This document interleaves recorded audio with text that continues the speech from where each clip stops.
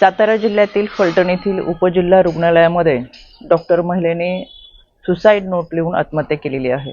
या सुसाईड नोटमध्ये पोलीस निरीक्षक गोपाळ बदने यांनी लैंगिक अत्याचार केल्याचं तसंच प्रशांत बनकर याने मानसिक त्रास दिल्याचं नमूद केलेलं आहे। राज्य महिला आयोगाने या घटनेची दखल घेतलेली आहे। यामध्ये दोन्ही आरोपींवरती BNS अंतर्गत गुन्हा दाखल करण्यात आलेला आहे। हे दोन्ही आरोपी फरार असून त्यांच्या तपासासाठी शोध पथक हे रवाना झालेले आहे। बीड आणि पुणे भागामध्ये यांचा तपास सुरू आहे।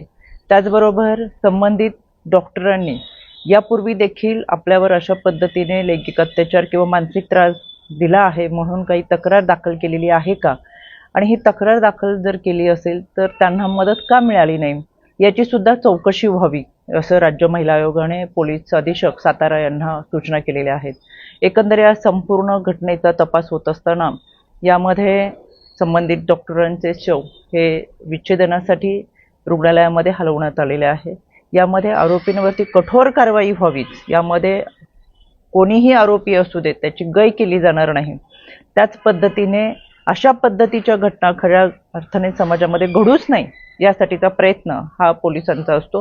पण रक्षक म्हणून कार्यरत असणाऱ्या पोलिसांनीच भक्षक म्हणून जर कोणाच्या हत्येला कारणीभूत होत असतील तर अत्यंत दुर्दैवी आहे, संतापजनक आहे। या आरोपींवरती कठोर कारवाई ही होईलच, यासाठी राज्य महिला आयोग पाठपुरावा करेल।